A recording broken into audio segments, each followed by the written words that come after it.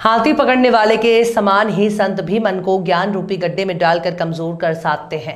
सब जीवों के पिता सतपुरुष द्वारा जीवों को समझा बताकर अपने असली घर सतलोक वापस ले चलने के लिए इस धरती पर मनुष्य शरीर में भेजे गए उन्हीं के साक्षात अवतार काल के एजेंट, मन को काबू में करवा कर घर चलने का रास्ता नामदान बताने वाले, दुख तकलीफों में आराम दिलवाने वाले, थ्योरी से ज्यादा प्रैक्टिकल पर जोर देने वाले और उसे करवाने वाले इस समय के पूरे समर्थ संत सदगुरु व उज्जैन वाले बाबा उमाकांत जी ने बाबा जागृदेव के मासिक भंडारा कार्यक्रम में 28 अप्रैल 2022 को उज्जैन आश्रम पर दिए और यूट्यूब चैनल जागृदेव यूकेएम पर प्रसारित संदेश में बताया कि दुनिया और दुनिया की चीजें कोई भी काम आने वाली नहीं है। बस खाने पीने मौज मस्ती में लगे हो।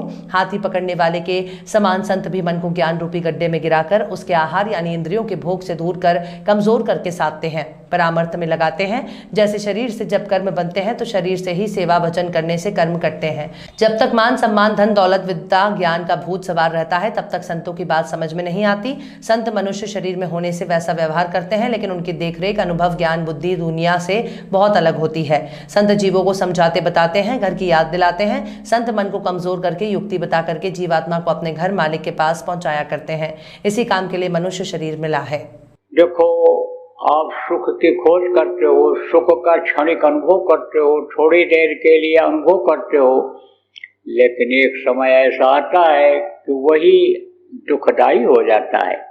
जैसे बढ़िया बढ़िया खा लिया, मन कहता और खा लो, खाते चले गए, लेकिन अब हुआ पेट खराब, दस्त हुआ, तकलीफ हुआ तो परेशानी तो होगी ही होगी। इसी तरह से कुल मिला करके अब कितना भी आदमी कहे मैं सुखी हूँ, लेकिन हर कोई दुखी है और इस समय पर तो हर कोई दुखी है।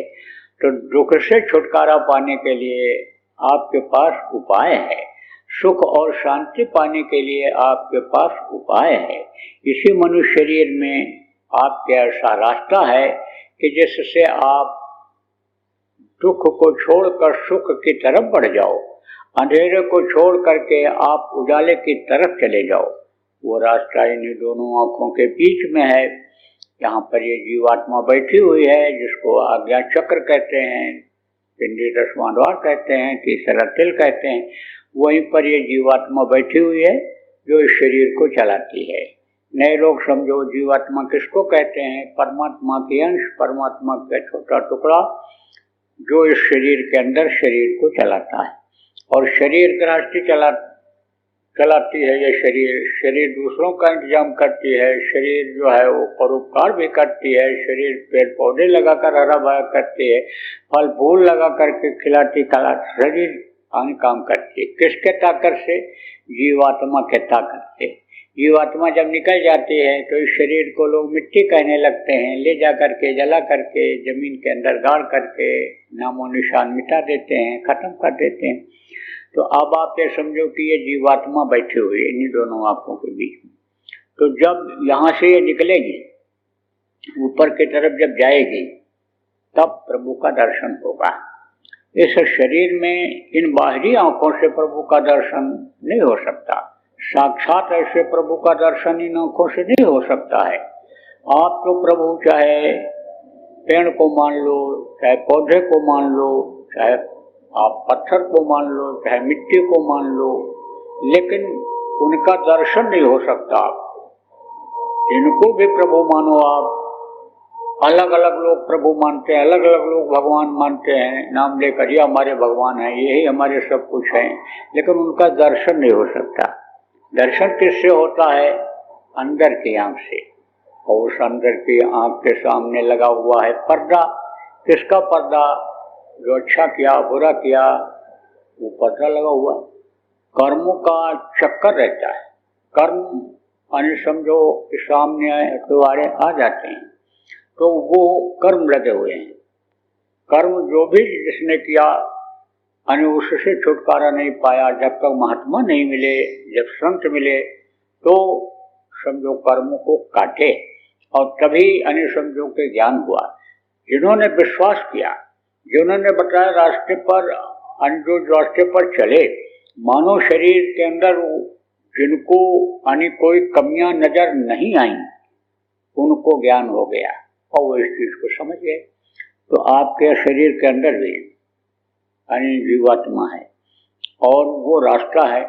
लेकिन वो जो जीवात्मा की आंख है उसके सामने कर्म जमा हुए हैं। जैसे ये आंख है, आंख के ऊपर पर्दा लग जाए, मोतियाबिंद जिसको कहते हैं, न दिखाई पड़े, पर्दा डॉक्टर हटा देता है, मैल को हटा देता है, साफ कर देता है, दिखाई पड़ने लगता है। जैसे ये कान है, इसमें मैल जमा हो जाती है, सुनाई नहीं पड़ता है, तो उसको मैल को निकाल देते हैं तो सुनाई पड़ने लगता है। अब कौन निकालता है? जो जानकार होता है, डॉक्टर होता है, वो निकालता है। पहले के समय में संयम और नियम का पालन जब लोग करते थे, मैल नहीं जमा होती। मोटी बात आपको बताऊं, नाभि में तेल डालते रहो तो मैल नहीं जमा होगी, मैल निकल जाएगी। लेकिन अब जानकारी होनी चाहिए।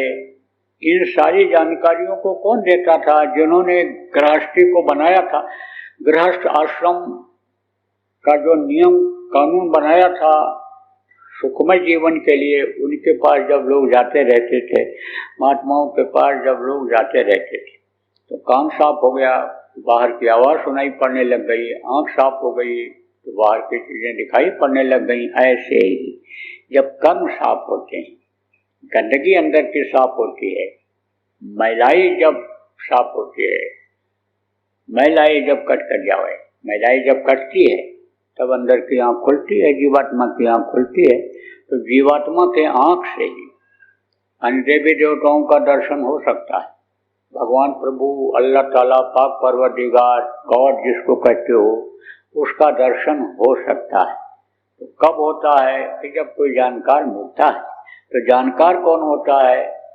जिनको संत सद्गुरु कहा गया, समर्थ गुरु कहा गया, जिनको सच्चे गुरु कहा गया।